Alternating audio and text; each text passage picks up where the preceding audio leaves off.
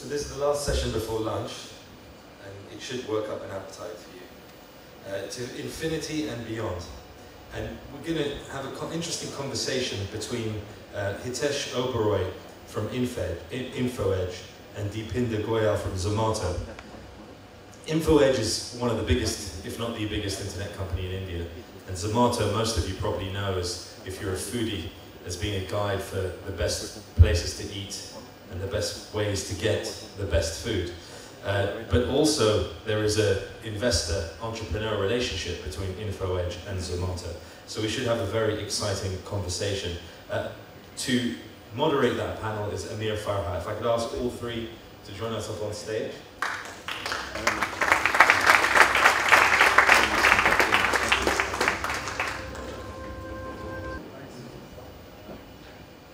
Here? Yeah. Thanks, gentlemen, for making it all the way here to support us at this event. It'll be interesting. We have an interesting discussion here because obviously InfoEdge is one of the early investors in Zomato, and Zomato is one of the few global companies that have come out of India. So I'd like to start the discussion to really, Hitesh, you can walk us through, given that you're also an entrepreneur, you co-founded North Korea, and you co-founded at a time where you were competing against a global player. So if you can walk us through how you did that and what were the challenges you had showing us. So, we started life in 1997. At that time, I think Deepinder and Bhavesh were in school, in 6th grade or something. So 1997 was a time when there were just 16,000 internet connections in India, right? Just 16,000 connections. And there was no concept of venture capital. So venture capital did not exist. We were a pure garage startup. Life continued like that for about a couple of years. And then there was a big dot-com boom in the US in the 90s, and that hit India as well. And suddenly there was venture capital available in India in the early 2000s. So we got funded as well. We raised about $1.5 million at that time, which valuation for a company just doing $5,000 a month in terms of revenue. And within a few months of us raising money, within maybe 3 or 4 months of us raising money, there was a dot-com bust. And for actually multiple years, many years after that, there was no capital raised for investment in internet companies. Luckily for us, unluckily for many others, because many companies got funded, many people burned the money they had raised very quickly, and they were not able to get funded again. Luckily for us, we sort of were a little frugal in our approach, and we conserved the capital we had raised. And over time, we sort of built the company, went into losses for a while, but survived, and became profitable with still $500,000 of the $1.5 million we raised in the bank. And there was serious competition. So there was, of course, there was another Indian company called Jobs Ahead, which got funded at the same time. They had raised $5 million, and they were a good product, a good team. But over time, what happened was, within a couple of years of them raising money, they got acquired by Monster. Monster was a big daddy in those days in the recruitment space. At that time, they were valued at about $4 or $5 billion. They entered India, acquired a number player.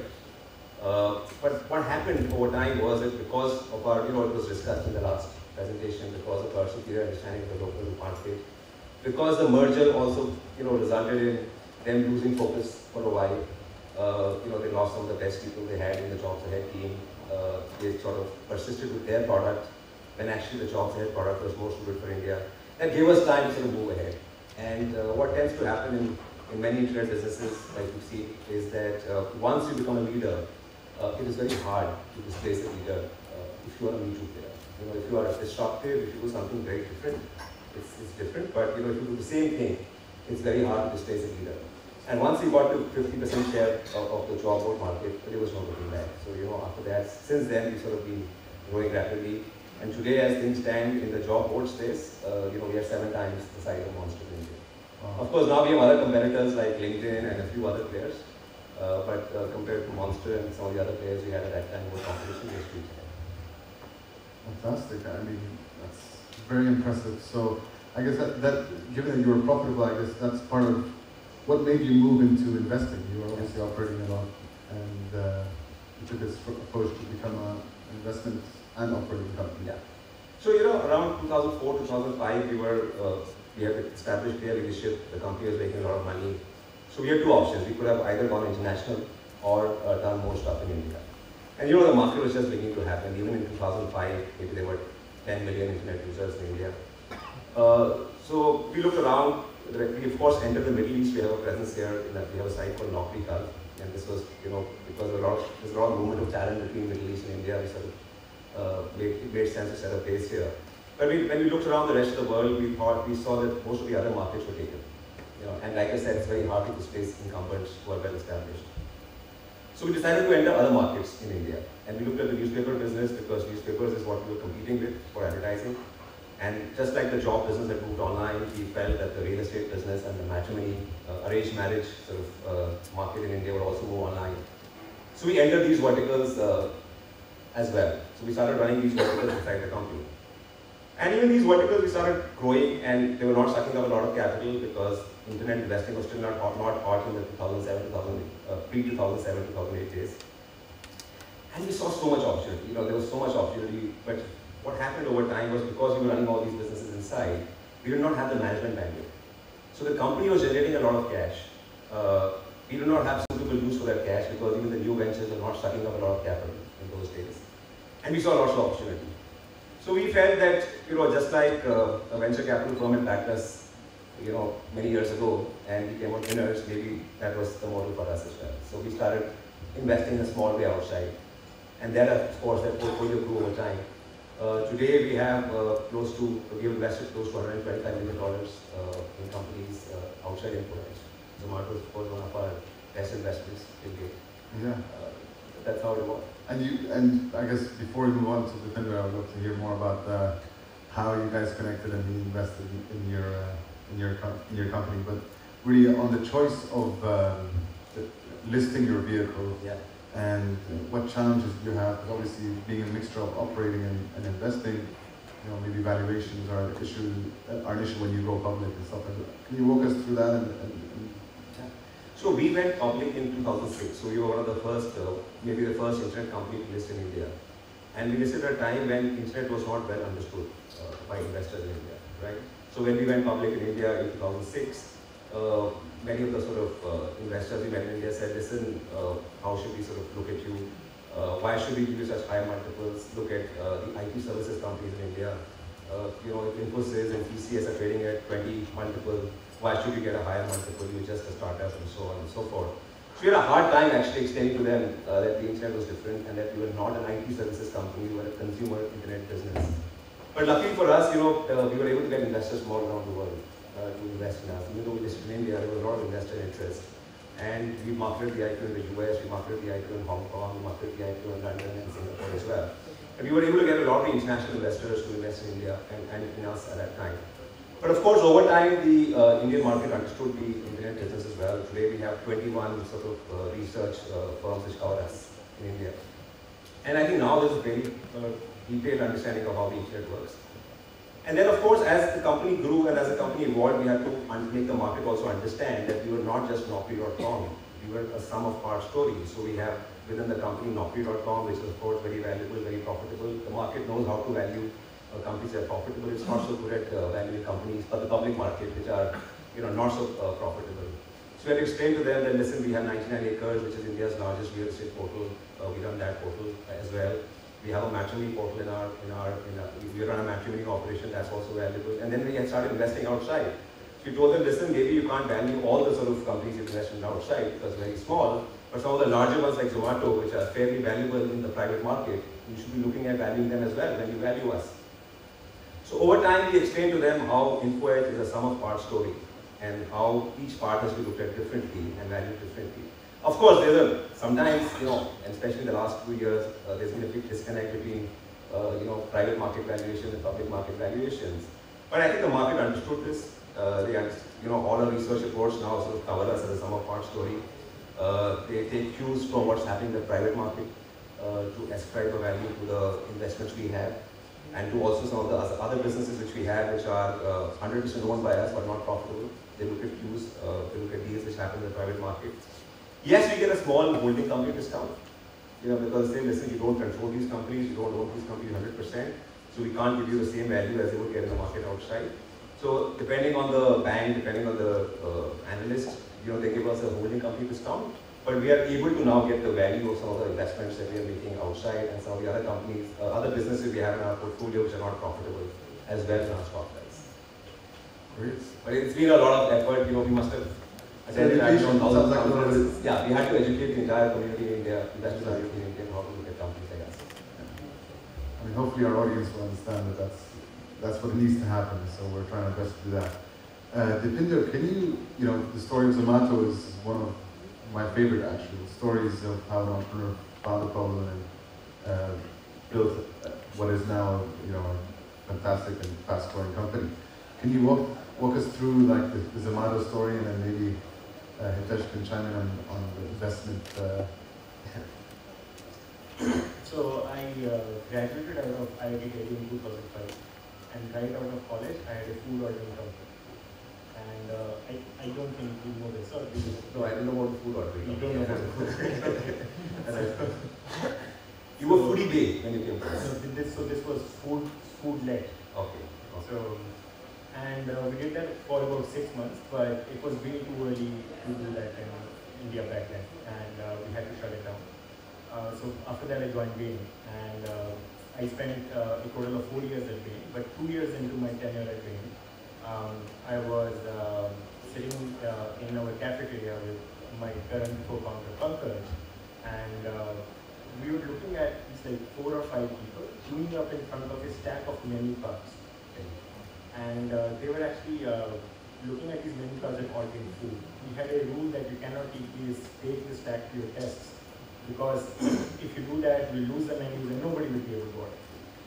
So I thought that the food ordering business, it was just way too early, and here's this like menu cards and phone numbers, and I should just scan them and put them online, right? And what I did was I just picked up that stack, which was about 70, 80 menus, and put them up on the intranet side of Bain. Okay, so it literally took us about a couple of hours, and what we saw that every person who used to work at the company used to visit their site like twice a day, ordering lunch as well as dinner. We work very, very hard. So that's like, this use case is probably bigger than Facebook for a set of targeted users. So that's when we thought that maybe we should make it. Understood. It was did not seem like a business which needed a lot of capital.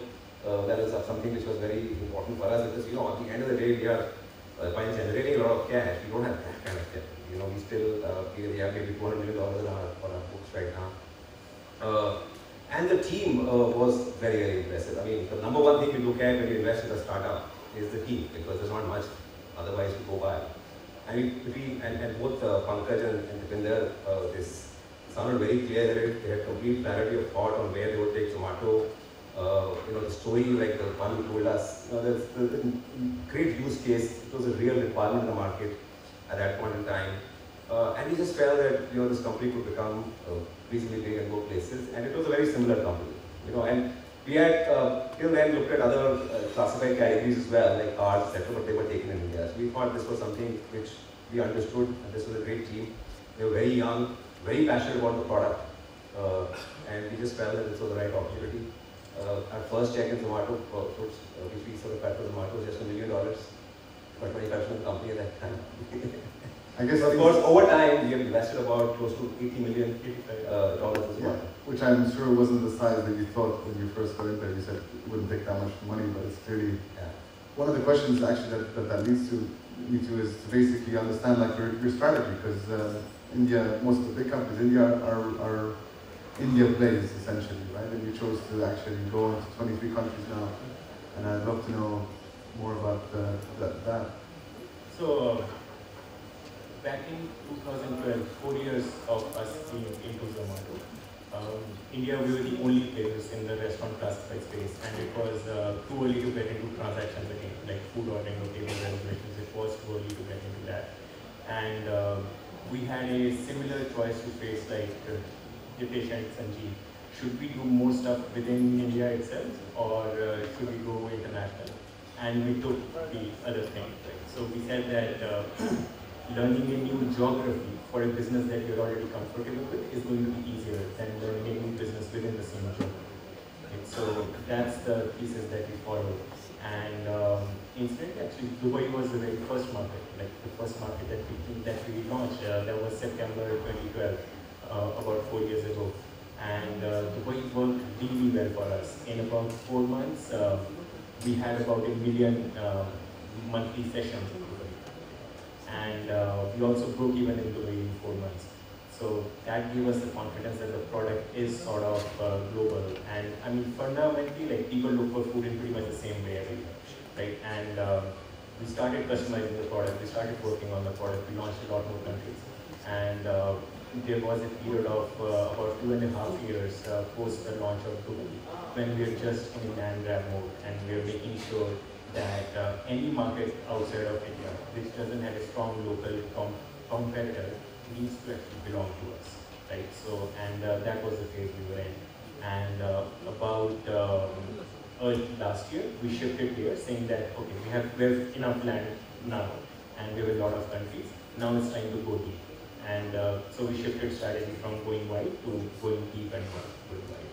And we started the transactions businesses, and even those are now starting to scale up and really expand within the countries that we're really, really strong in.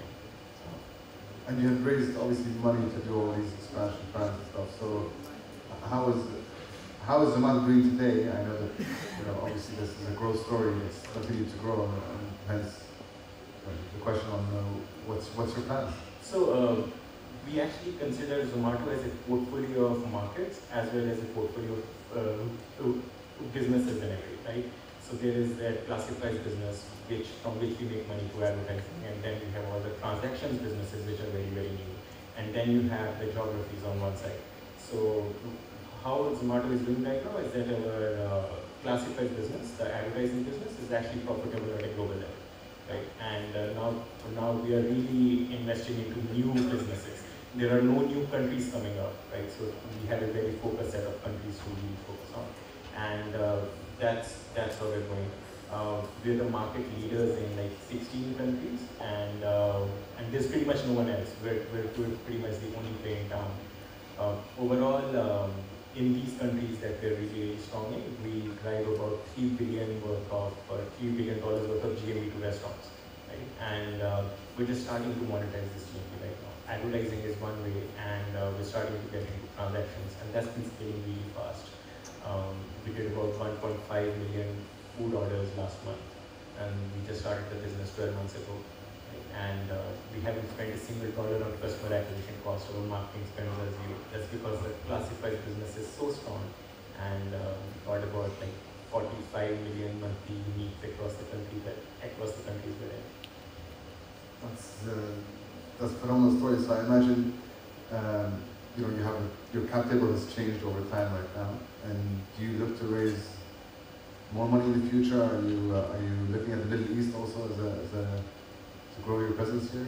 So Middle East is a very, very important market for us, and India is actually a small market in terms of the restaurant industry right now, right? So there's a lot of people, but the frequency at which they eat out is not that high. And Dubai, for example, people here eat out like 40 times a month, right? So compared to twice or thrice in India. And that really changes the dynamics of every market for us. Dubai is half of our India revenue right now. Just the city, Dubai, is half of our India revenue right now. And we have in the Middle East, we have presence in UAE, we have presence in Qatar, we have presence in Lebanon, and we also are the largest player in Turkey. Right? So that's really the focus area. We're launching our Arabic products very soon, so it's been quite some time now. I think it's time to launch Arabic, and that should give us a lot more penetration. It should also set us up for launching in other GCC countries as well. So GCC is one of our, like, we love the market, and I'm here almost every couple of weeks to make sure that the business is doing really well. So that's focus, and growing the transactions business is also a big area for us to push. So, I mean, overall we're doing really well on revenue. I think in terms of revenue, we must be one of the top 5-6 consumer internet businesses coming out of India right now. And our burn rates are really, really low. So we're actually very close to profitability at a global level. but right now I think it's the right time to raise capital and go really hard at growth, which is something that we did back in 2012, 2013, and I think right now it's time to go into phase 2 of that type of growth.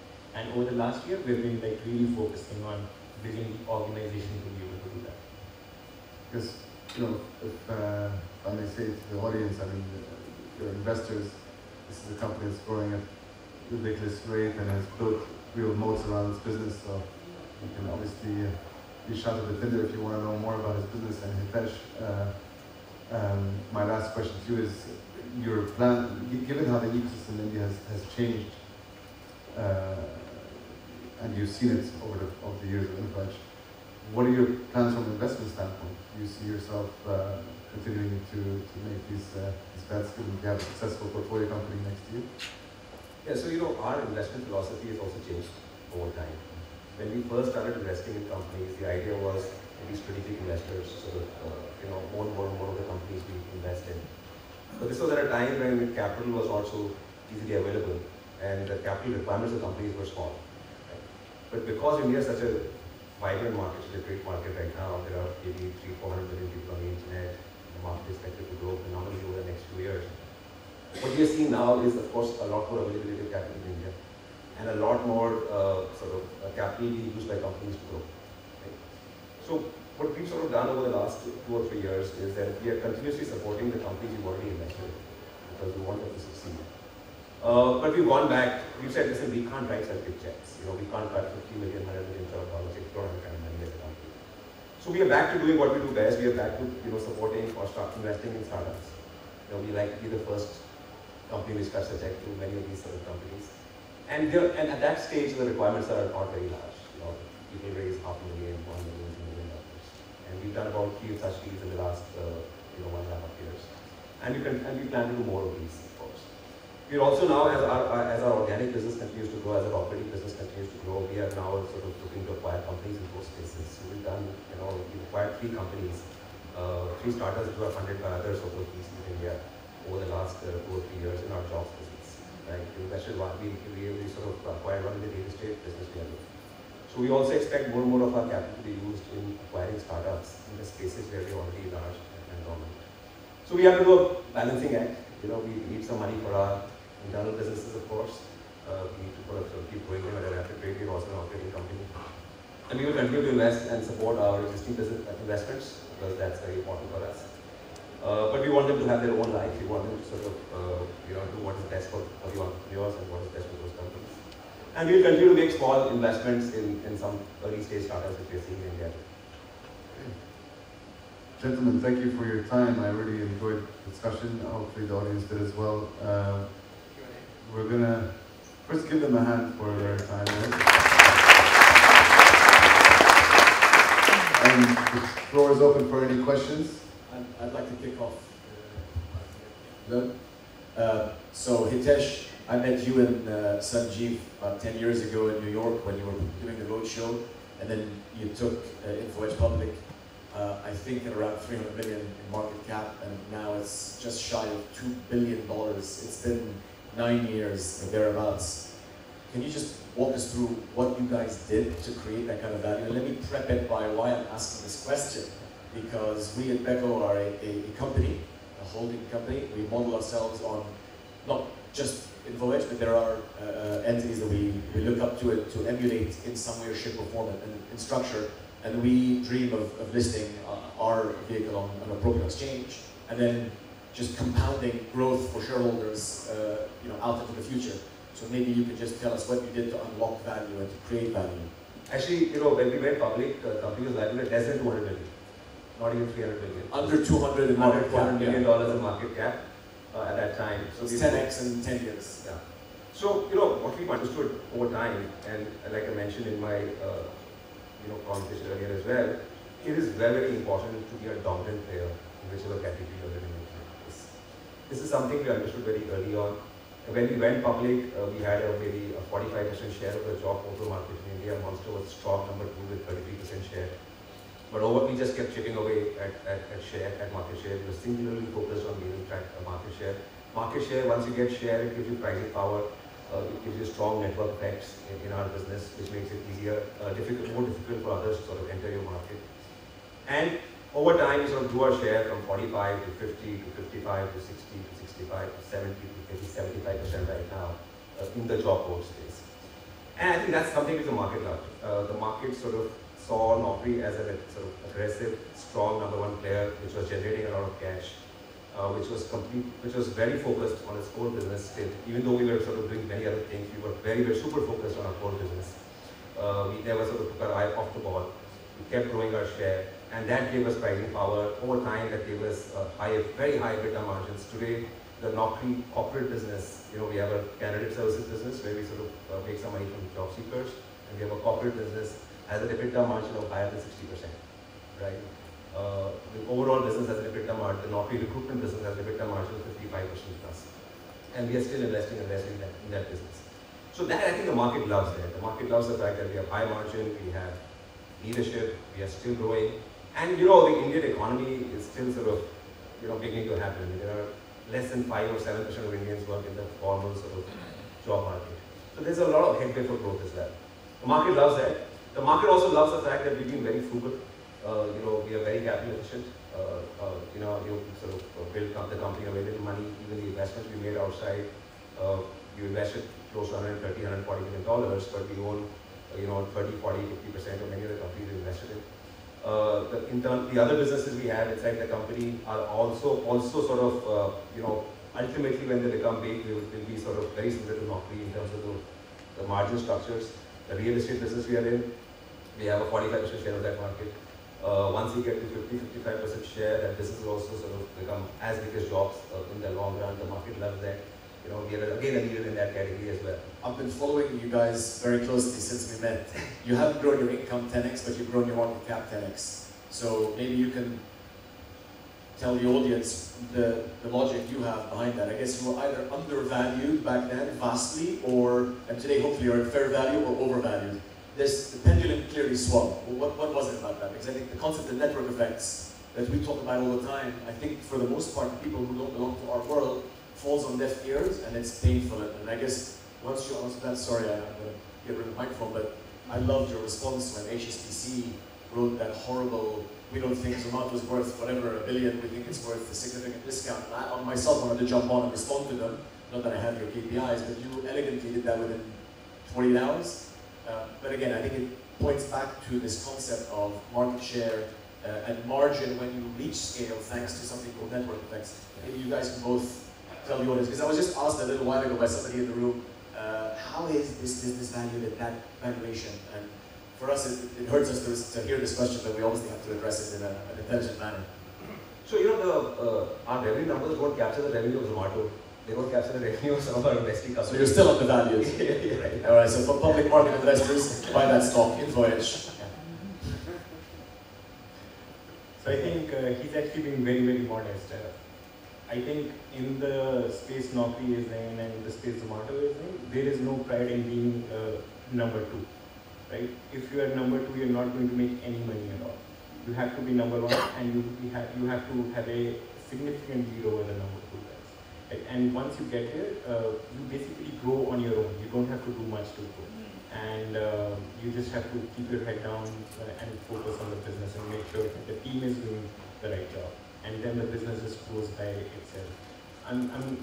Like multiple people have tried competing with Naukri, but the two-sided marketplace is so strong that it's almost impossible for anyone to break into that space. I mean, somebody has to be at it for 5 to 10 years to be able to break that space.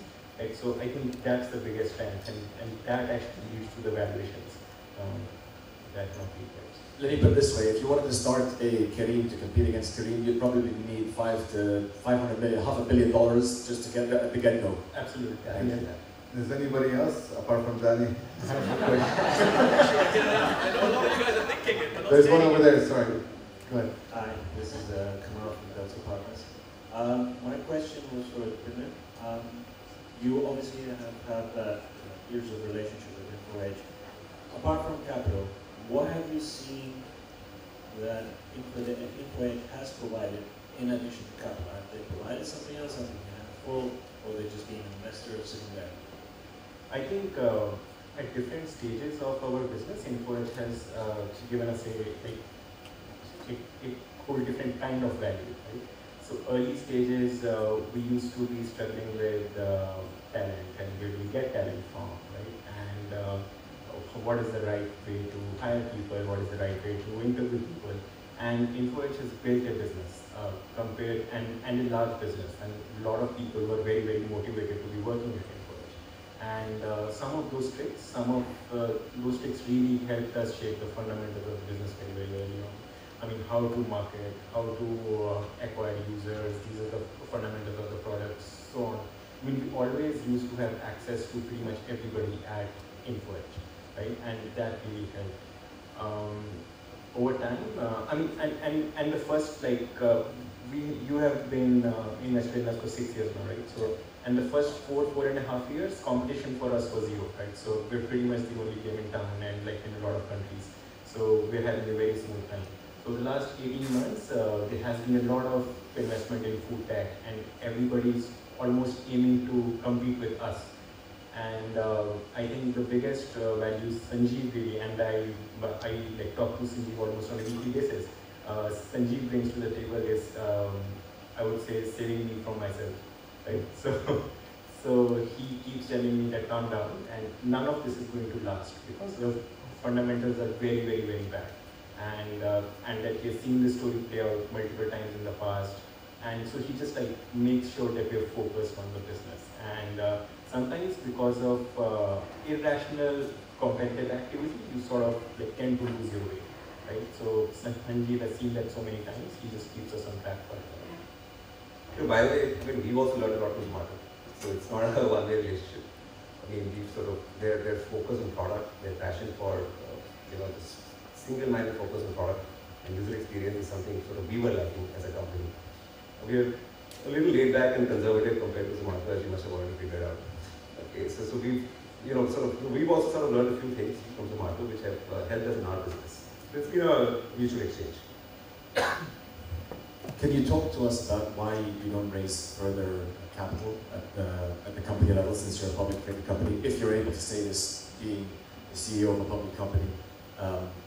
And then, No, we actually did. No, we sort of we raised. So we have the real estate business, and the real estate business also saw massive investment in India. but at the portfolio level, At the not at the whole co level, at the InfoEdge level. At the We're raising at the InfoEdge. Yeah, we raised. So we saw this. Over the last 2 years, the real estate vertical, we are in 9 acres, saw a lot of investment coming in. Close to $500 million was invested by multiple investors in different startups in the real estate space. There was a company called Housing.com. Some of you may be familiar. That company raised $140 million from SoftBank. There was another company called Common Floor that raised about $60 million from Tiger and a couple of other investors over time. And for a while we were scared because we had these young entrepreneurs gunning for us. So we sort of, while we had a decent business and we were almost breaking even in real estate, we decided to sort of play safe, and we went to the market, did a QIP, raised $125 million, and put it in the bank and said, listen, at least we want to set out a statement that we are serious about this space and that we will not let anybody sort of take us very easy. So that money was raised. Luckily for us, we sort of have been getting off the interest of that money. So that's what we've been investing in our business. And some of the other sort of players we were competing with have folded up over time. But we did raise money, and Speaking of being local and owning your market, how's it been coming into the Middle East? I've had to interrupt you, Daniel. That was a good one. I know you want to answer it. Sorry. Save some for the evening, Danny. First and foremost, congratulations on being in Zomato. I heard numbers since you had currently $2 million. Inaccurate. So my question is, currently, what is your current revenue, and are you currently profitable? So we are, our revenue is almost, last month we made slightly above $4 million. So we're running at about $50 million per year. And we're burning less than $1 million a month. So And your growth rate is Thank you for quite sharing, steep. by the way. Thanks for sharing, guys, because we in our part of the world don't like sharing numbers typically. I mean, we are actually working with InfoEdge, which is a public company, so I don't care, right? So everything goes out anyways. Okay, yeah, fine. Anyone else before we give the last question to Danny?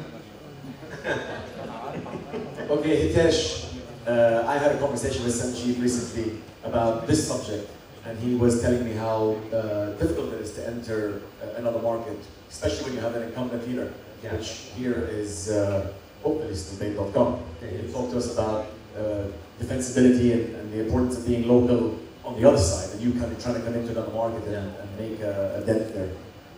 So, we actually, like I was saying, when we looked at the world outside India, all the markets were taken. And we did not want to enter a market where there was a strong incumbent.